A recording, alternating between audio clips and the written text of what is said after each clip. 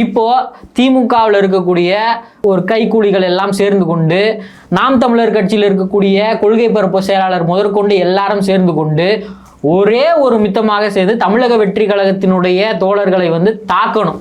அவங்களுக்கு அதுதான் அசைன்மெண்ட். அதுக்கு தான் பணம் வாங்கியிருக்கிறாங்க நாம் தமிழர் கட்சி. அவர்களை போன்ற செயல்கள் செய்வதற்கு தமிழக வெற்றி கழகம் ஆள் இல்லை. தமிழக வெற்றி கழகத்தில் இருக்கக்கூடிய இளைஞர்கள் எல்லாருமே வந்து தன்னுடைய சொந்த உழைப்புல வேலை செஞ்சு கட்சியை நடத்துறவங்க. இங்க இருக்கக்கூடிய மாவட்ட செயலாளர் ஒரு ஆட்டோ ஓட்டுநராக இருப்பார்.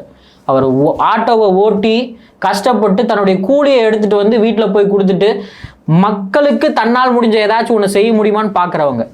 தமிழக வெற்றி கழகத்தில் இருக்கக்கூடிய இளைஞர்கள் எல்லாருமே வந்து சொந்த பணத்தில் தாங்க அரசியலே பண்ணுறாங்க. நாம் தமிழர் கட்சியில் இருக்கிறவங்க திரள் நிதி வாங்கி அரசியல் பண்ணுறாங்கங்க.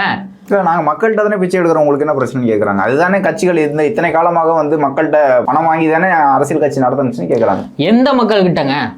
உங்களுடைய கொள்கையால் ஈர்க்கப்பட்ட மக்களிடம் இருந்து நீங்கள் திரள் நிதி வாங்கி உங்களுடைய கட்சியை நடத்துறீங்கன்னே வச்சுப்போம், சரிங்களா? அந்த மக்களுக்கு என்னங்க பண்ணீங்க? இது நாள் வரையும் உங்களை நம்புறாங்கல்ல. ஆட்சி அதிகாரத்துக்கு வந்த பிறகு தானே எதுவும் செய்ய முடியும். 2100 வந்துருவாங்கன்னு வச்சுப்போமா? 2500 வந்துருவாங்கன்னு வச்சுப்போமா? இருக்கும்ல, அவங்க வந்து வந்துருவாங்க அப்படின்னு ஒரு நம்பிக்கை. 26 நாங்க தான் முதலமைச்சர் ஆகும் அப்படின்னு நம்பிக்கை இருக்காங்க. நீங்க நல்லா கூர்மையா நீங்க கவனிச்சீங்கன்னா உங்களுக்கு நல்லா தெரியும்.